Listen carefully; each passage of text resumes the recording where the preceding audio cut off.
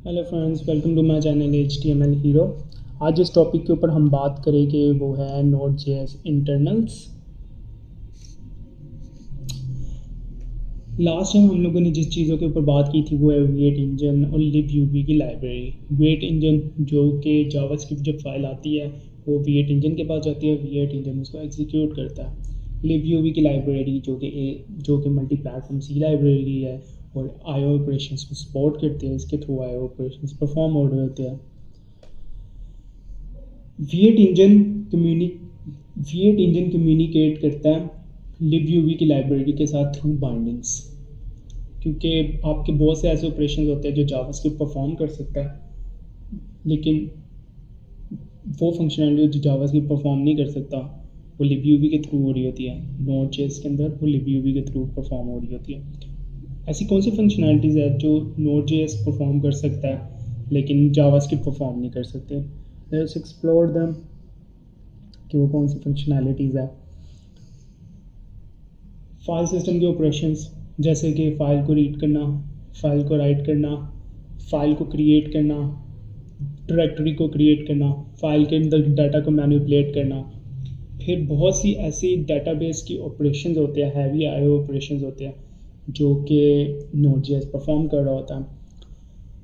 Operating system functionalities की बात की जाए तो नए प्रोसेस को क्रिएट करना, सिस्टम लेवल की फंक्शनैलिटीज़ को परफॉर्म करना, सिस्टम लेवल कमांड्स को एग्जीक्यूट करना। फिर नोड की प्रोसेसेस के अंदर जो है नोड अपनी प्रोसेसेस के अंदर आर्गूमेंट्स को पास भी कर सकता है। तो ये सब जावास्क्रिप्ट नहीं कर सकता, तो नोड कर रहा होता है। और नेटवर्क ऑपरेशंस की बात की जाए तो नेटवर्क ऑपरेशंस में सर्वर को बनाना, HTTPS की रिक्वेस्ट और उनके रिस्पॉन्सेस को हैंडल करना, और डिफरेंट किस्म के प्रोटोकॉल्स जिसमें कि डाटा ट्रांसमिशन आते होती है उनको इम्प्लीमेंट करना, ये सब नेटवर्क ऑपरेशंस में हो रहा होता है। और डिफरेंट किस्म की सिस्टम रिसोर्सेज को एक्सेस करना और हार्डवेयर के साथ इंटरेक्शन करना। मुख्तलिफ हार्डवेयर जैसे कि आपका हार्ड डिस्क आ गई, नेटवर्क कार्ड आ गया, तो इनके साथ इंटरेक्ट करना और इन चीज़ों को यूटिलाइज़ करना, इन रिसोर्सेज को यूटिलाइज़ करना और लो लेवल ऑपरेशंस को परफॉर्म करना, ये सब काम Node.js कर सकता है। हम लोगों ने बात की वेट इंजन की, Node.js बाइंडिंग्स की, libuv की लाइब्रेरी, लेकिन इसका एक और बड़ा इंटीग्रल पार्ट होता है जिसको आप Node.js APIs कहते हो। अब इसमें हो क्या रहा होता है कि जब कोई फाइल वेट इंजन के पास आती है तो वेट इंजन जब उस फाइल को एग्जीक्यूट करता है तो उस एग्जीक्यूशन के दरमियान वो Node.js की कुछ APIs को कॉल करता है, जो कि आगे फर्दर प्रोसेसेस को टेक ऑन करता है और परफॉर्म करता है वो ऑपरेशंस को। और Node.js की APIs जो है इसके थ्रू आप फंक्शनैलिटीज़ और ऑपरेशंस परफॉर्म करते हो जो कि जावास्क्रिप्ट के अंदर इम्प्लीमेंट होते हैं, उनको तो परफॉर्म करते हो। इसके अलावा वो ऑपरेशन, वो फंक्शनैलिटी जो जावास्क्रिप्ट परफॉर्म नहीं कर पाता, आप उसको भी इम्प्लीमेंट कर रहे होते, उसको भी परफॉर्म कर रहे होते हैं Node.js की APIs के थ्रू। बेसिकली Node.js के अंदर बहुत से मॉड्यूल्स इम्प्लीमेंटेड होते हैं, बिल्ट इन मॉड्यूल्स इम्प्लीमेंटेड होते हैं। तो वो कुछ असेंशियल बिल्ट इन मॉड्यूल्स जो है वो FS है जी, उनमें FS आ जाता है। FS यानी कि फाइल सिस्टम्स, इसमें इसके थ्रू इस मॉड्यूल्स की APIs के थ्रू जो है वो आप फाइल को रीड कर सकते हो, फाइल को राइट कर सकते हो, फाइल को क्रिएट कर सकते हो।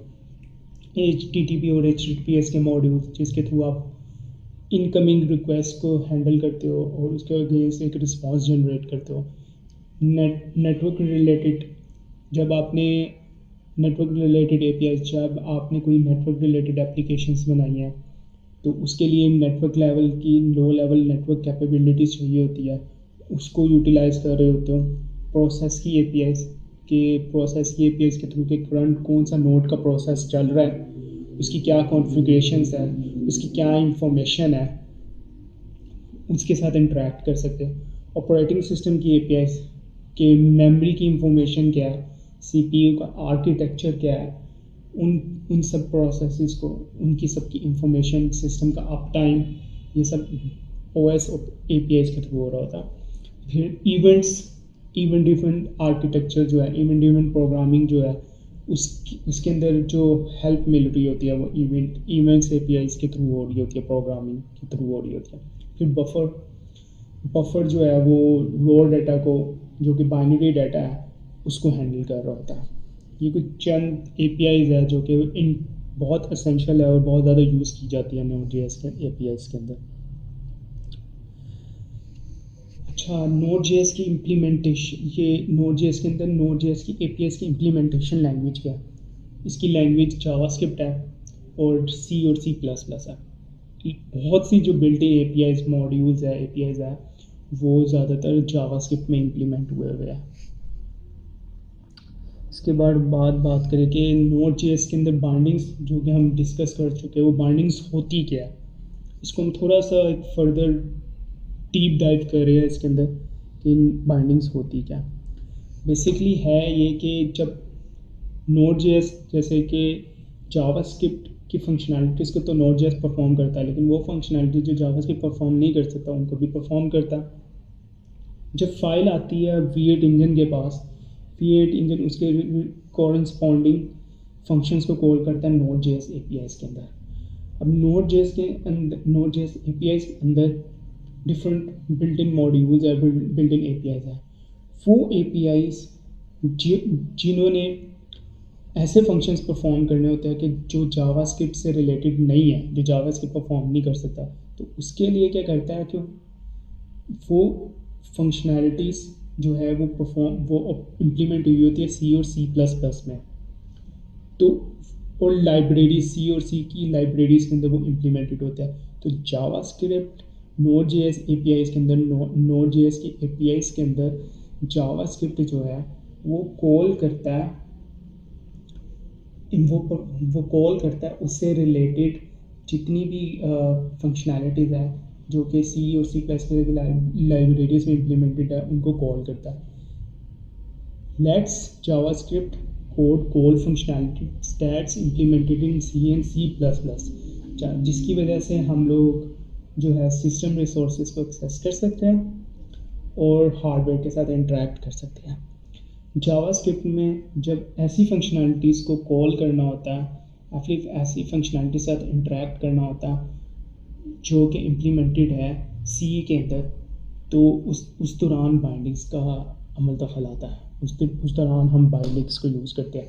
बाइंडिंग्स जावास्क्रिप्ट के रन टाइम और लो लेवल जो सिस्टम फंक्शनैलिटीज़ है ना, इन दोनों के दरमियान एक इंटरेक्शन, एक ब्रिज प्रोवाइड करता है। जो नोड की बिल्ट इन एपीआईज है ना, वो ज़्यादातर जावास्क्रिप्ट में इम्प्लीमेंट हुई है और वो बहुत कॉम्प्रीहेंसिव है। आपको बहुत कम सिनेरियोज है जिनमें आपको जिनके अंदर आपको ना इम्प्लीमेंट करनी पड़ती है। बहुत कम सिनेरियोज है जिनके अंदर आपको इम्प्लीमेंट करनी पड़ती है बाइंडिंग्स। libUV की लाइब्रेरी के बारे में आप जानते हैं कि एसिंक्रोनस ऑपरेशंस की इस्तेमाल को इम्प्लीमेंट करने में यूज़ होती है। अगर मैं बात करूं कि बाइंडिंग्स के अंदर C और C++ है, तो libUV जो कि मल्टी C प्लेटफॉर्म है, तो इन दोनों के अंदर डिफरेंस क्या है? इन दोनों के अंदर डिफरेंस ये होता है कि ये अंडरलाइन स्ट्रक्चर जो IOS से रिलेटेड, IO ऑपरेशन से रिलेटेड है ना, अंडरलाइन स्ट्रक्चर को इम्प्लीमेंट करता है जो कि नॉन ब्लॉकिंग और इवेंट ड्रिवन और नॉन ब्लॉकिंग यानी ऑपरेशंस को, IO ऑपरेशंस को परफॉर्म करने में मदद करता है। उसके लिए अंडरलाइन स्ट्रक्चर प्रोवाइड कर रहा होता है इवेंट ड्रिवन और नॉन ब्लॉकिंग IO ऑपरेशंस, जैसे कि फाइल के ऑपरेशंस हो गए, नेटवर्क के ऑपरेशंस हो गए, और at the same time multiple processes जो चल रही होती है, कॉन्करेंसी के दरमियान कॉन्करेंसी प्रोवाइड करता है। नोड के थ्रू आप क्या करते हो? नोड libUV के थ्रू ना आप बहुत से टास्क से जो पार्ट है वो डेलीगेट कर देता है ऑपरेटिंग सिस्टम को। अच्छा, अब मैं एग्जांपल दूँ कि मेरे एक वेब पेज है, हमने उसको डाउनलोड करना है। हम उसके लिए एक रिक्वेस्ट जनरेट करते हैं, लेकिन जो उसके सर्वर से रिस्पॉन्स है ना, वो डाउनलोडिंग का रिस्पॉन्स आता है 30 सेकेंड्स बाद। अब इस सिनेरियो में हो क्या रहा होता है, आपकी जावास की फाइल जाती है V8 इंजन के पास, आपका एक Node.js API के अंदर HTTP मॉड्यूल होता है, उसके साथ इंटरेक्शन होती है, वो इंटरेक्ट करता है C++ की बाइंडिंग के साथ, वो बाइंडिंग्स के साथ करता है इंटरेक्ट, वो फर्दर libUV के पास जाती है। libUV जो है ना, वो ऑपरेटिंग सिस्टम को कहता है कि ये हमें रिक्वायर्ड है रिसोर्सेज, फिर और ये चीज़ें हम लोगों ने करनी है। OS जो है वो उन ऑपरेशंस को परफॉर्म करता है। OS जो कि पहले ही कॉन्करेंसीज अचीव करने का मास्टर होता है, जो कि एट द सेम टाइम आपके वेब ब्राउज़र्स को चला रहा है, आपकी वीडियोस को देख रहा है, आपके डिफरेंट एप्लीकेशंस को चला रहा है, आपके Node.js को चला रहा है। तो जब आप उसको टास्क असाइन कर देते हो, डेलीगेट कर देते हो, जब आप उसको डेलीगेट कर देते हो, Node.js क्या करता है, वो कहता है कि भाई Node.js ऑपरेटिंग सिस्टम को वो टास्क डेलीगेट कर देता है, ऑपरेटिंग सिस्टम फिर डिफरेंट हार्डवेयर्स वगैरह को यूटिलाइज करते हुए उन ऑपरेशंस को परफॉर्म करवाता है। Node.js ये कह देता है कि जब टास्क ऑपरेटिंग सिस्टम को बता देता है कि जब टास्क कंप्लीट हो जाए आप मुझे नोटिफाई कर दो, फिर मैं उस रिक्वेस्ट को हैंडल कर दूँगा। बिल्कुल ऐसे ही होता है, ऑपरेटिंग सिस्टम उसको हैंडल करता है, नोटिफाई करता है नोड को, नोड उसके मुताबिक रिस्पॉन्सेस को जनरेट कर देता है। libUV की लाइब्रेरी ना एक एब्स्ट्रैक्शन प्रोवाइड कर रही होती है। अब होता नहीं है कि जब जो जितनी भी लो लेवल लैंग्वेजेस होती है ना, इनके थ्रू जब आप काम करते हो ना, लो लेवल लैंग्वेज यानी C++ की मैं बात करूँ, जब आप इसके साथ काम कर रहे होते हैं ना, जब इसमें इंटरेक्ट करना होता है ना हार्डवेयर लेवल में, तो इट्स वेरी डिफ़िकल्ट, क्योंकि एक तो डिफरेंट ऑपरेटिंग सिस्टम मौजूद है और हर ऑपरेटिंग सिस्टम के अंदर फाइल को ओपन करने का सिनेरियो डिफरेंट है।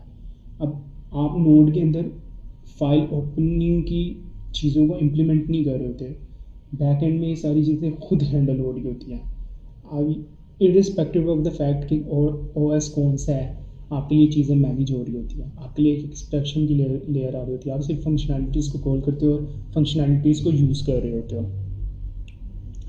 समरी ये है कि जावास्क्रिप्ट V8 इंजन के बाद जावास्क्रिप्ट की फाइल आती है, वो फाइल आ गई फिर Node.js, उसके अंदर Node.js के APIs के अंदर उसके अंदर कॉरस्पॉन्डिंग फंक्शन को कॉल किया जाती है, वो फंक्शन कॉल जाती है बाइंडिंग्स के पास, बाइंडिंग उसको फिर आगे पास ऑन कर देता है libUV की लाइब्रेरी के अंदर, फिर आपके जो libUV की तरफ से जो रिस्पॉन्सेज आते हैं फिर वो जावास्क्रिप्ट इंजन के पास चला जाता है और जावास्क्रिप्ट इंजन क्लाइंट की तरफ रिटर्न कर देते हैं। अच्छा, नोड के अंदर बहुत सा कोड ऐसा है जिसके अंदर आईओ ऑपरेशंस जो है एसिंक्रोनस आईओ ऑपरेशंस इन्वॉल्व होते हैं। जो नेक्स्ट वीडियो है हम उसके अंदर फर्दर एक्सप्लोर करेंगे इंटरनल्स के बारे में, फर्दर डीप डाइव करेंगे इंटरनल्स के अंदर। कुछ और ऐसी चीज़ें हैं जो डिस्कस करनी ज़रूरी है जो इंटरनल से है, लेकिन मोस्ट ऑफ द पार्ट हम लोगों ने कवर कर लिया।